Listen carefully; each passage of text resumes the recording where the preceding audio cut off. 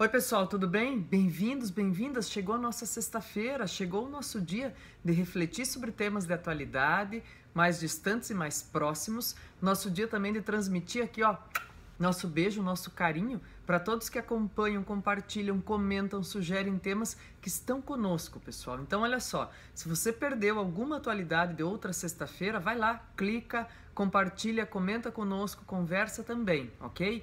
Se você pretende que a gente aborde algum tema de percepção de atualidade, de percepção de sistemática mais geral que você queira, escreve aí pra gente, fica à vontade.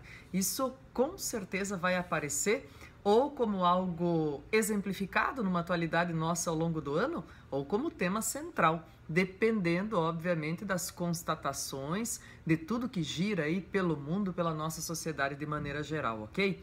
Bem, hoje, pessoal, eu vim conversar um pouquinho com vocês sobre um tema que tem perpassado, que tem efervescido, que tem, olha, pululado aí nas nossas redes sociais, que tem aparecido demais também na mídia tradicional, não só na mídia das redes sociais, que é justamente toda essa circunstância por conta e a partir, gente, da série 13 Razões e do Jogo da Baleia Azul, né? Então, olha só, eu não deixaria de conversar um pouquinho com vocês, mas fazendo assim, ó, vamos começar, vamos por partes, né? Primeiro quero fazer uma analogia, tá?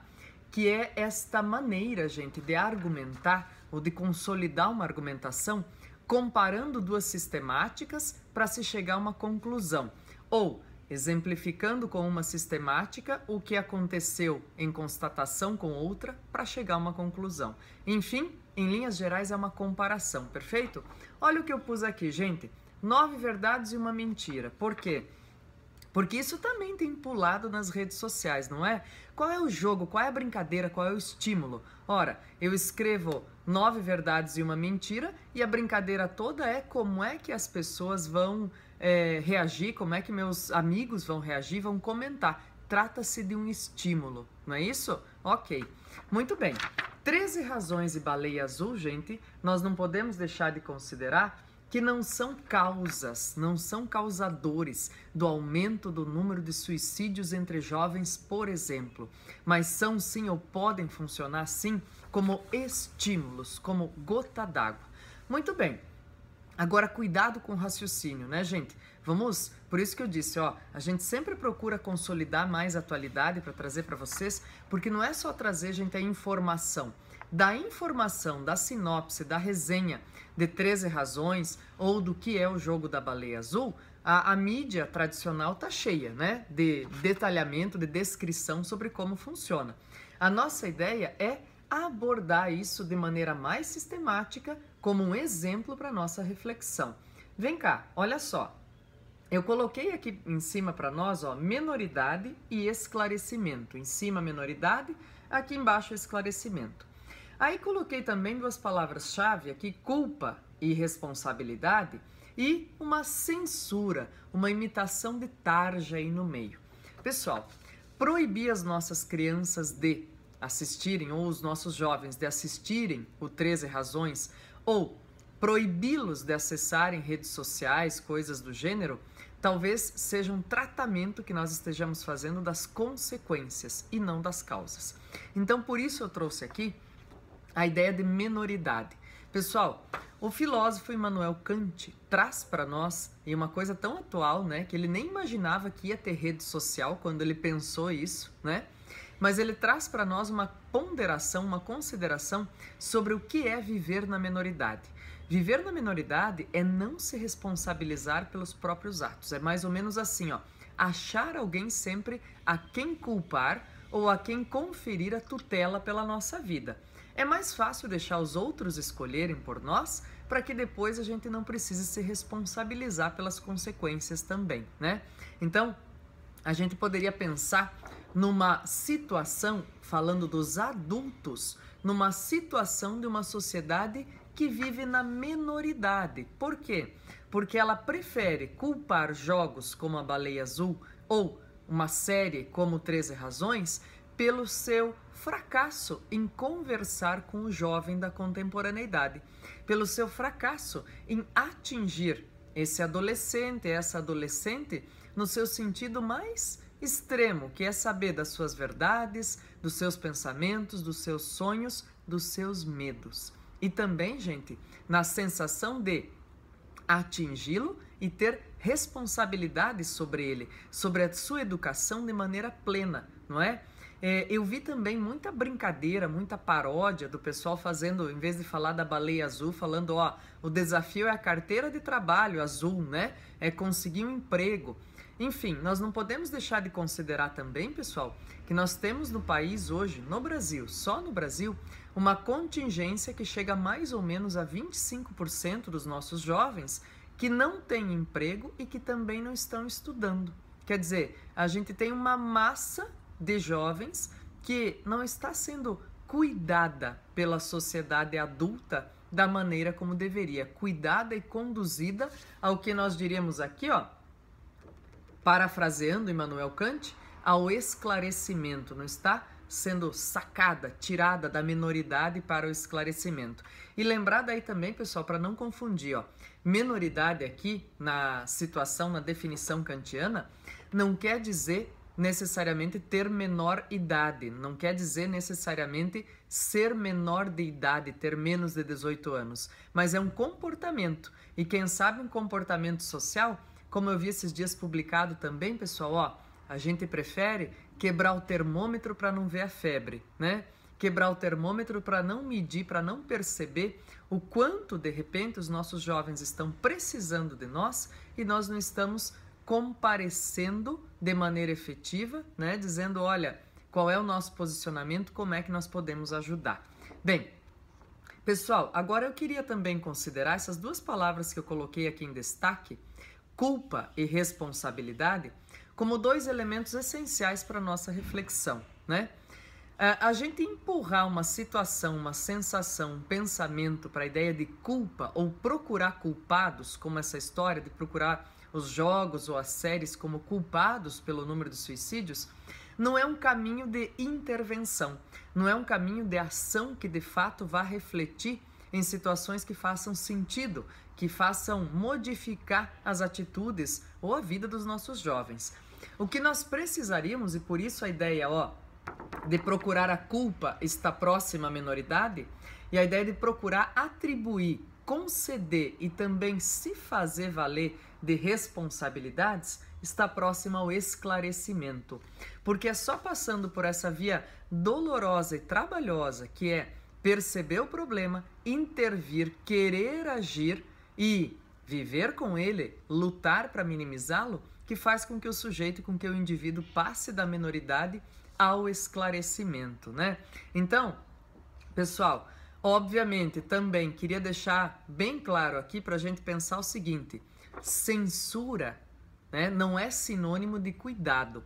Então, quem sabe uma profilaxia, uma prevenção sobre o que e como estão acessando os nossos pequenos, as nossas crianças, os nossos jovens, seja um cuidado. Agora, a censura é um caminho que vem depois sempre como tratamento de consequência e não das causas, né? Para que eles cheguem a esses parâmetros ou até a serem ludibriados ingenuamente por conta de alguns aproveitadores na rede, né, gente? Então, é um problema aí que tem essa relação muito explícita.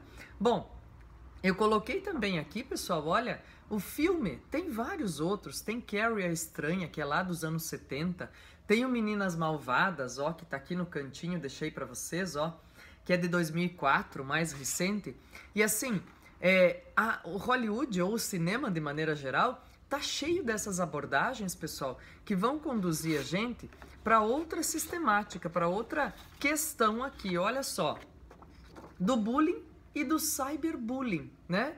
Que é um conceito e, na verdade, um cuidado sistemático bem recente.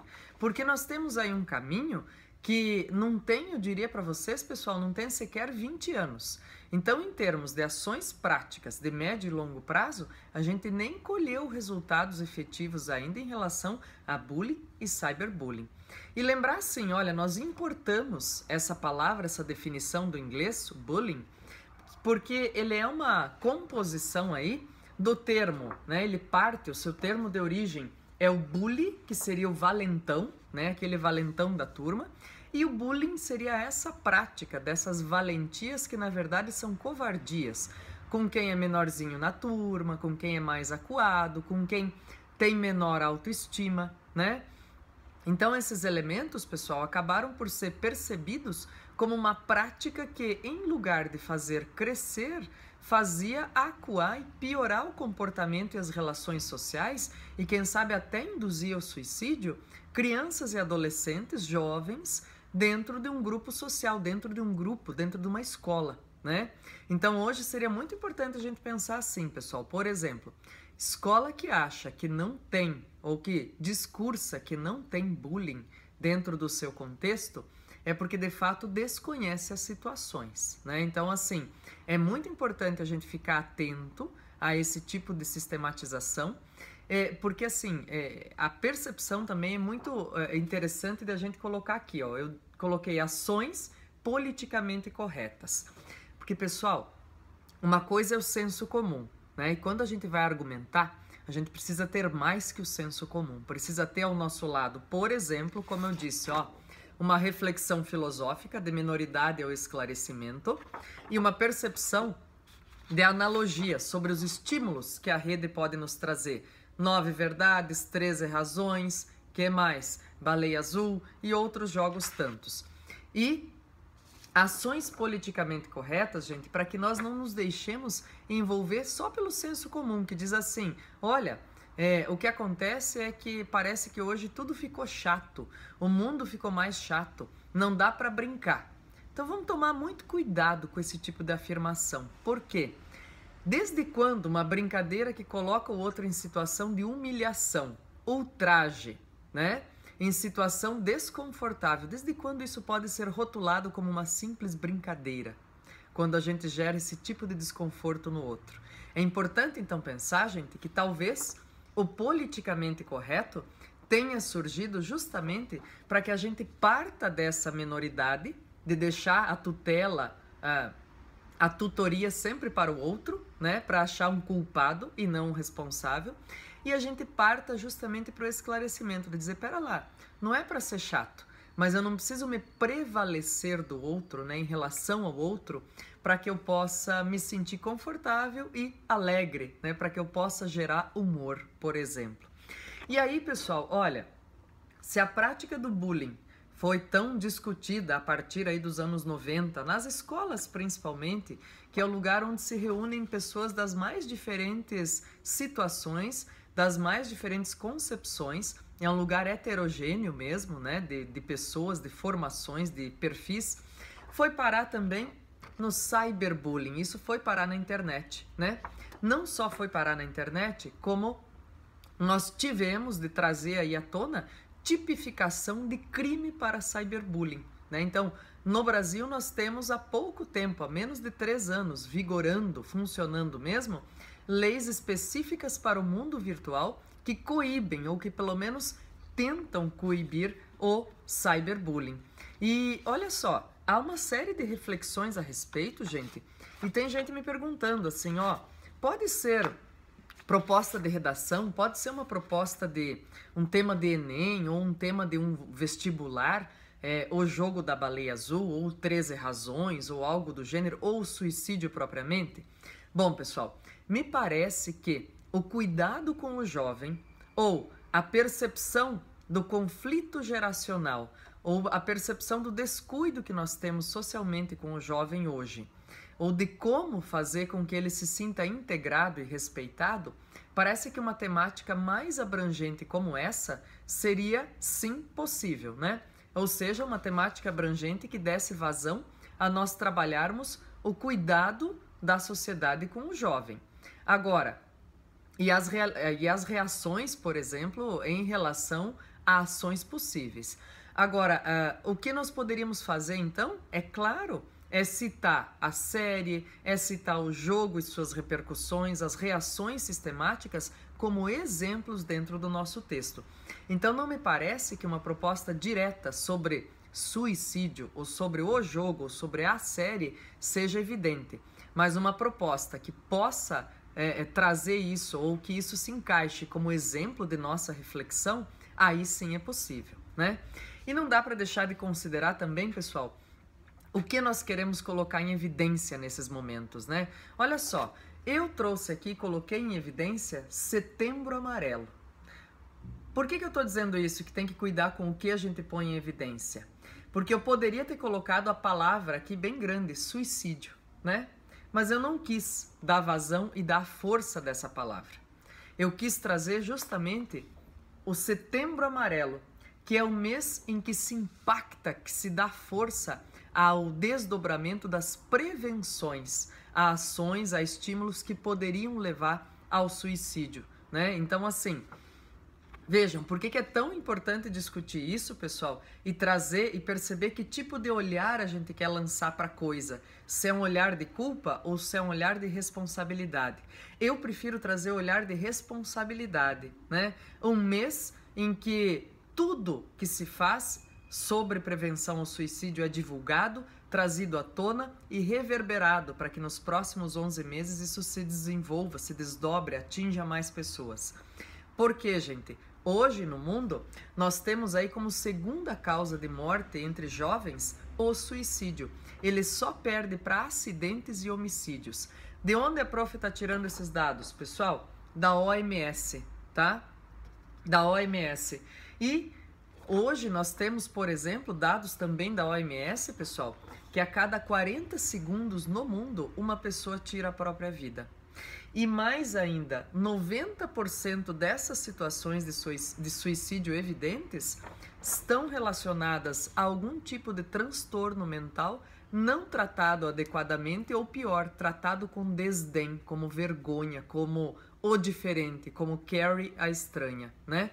Então, gente, olha, eu diria que situações como essa, Baleia Azul, 13 Razões e o que quer que seja, que trazem para nossa mesa de discussões um tema tão delicado e tão polêmico como o cuidado com a vida do outro e com a própria, são sempre bem-vindos para estimular essa discussão, para dizer, pera lá, nós, adultos, precisamos enxergar melhor o que está acontecendo com os nossos jovens, né?